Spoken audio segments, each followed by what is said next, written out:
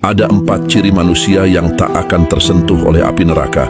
Yang pertama, hayyin, yakni orang-orang yang memiliki ketenangan dan keteduhan, baik lahir maupun batin, tidak mudah memaki ataupun melaknat.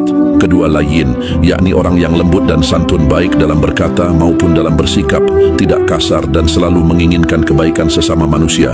Ketiga, qorib, yakni orang yang mudah akrab dan ramah diajak bicara dan murah senyum. Dan keempat, sahal, yakni orang yang tidak pernah mempersulit sesuatu, ia selalu berusaha memudahkan setiap urusan orang lain.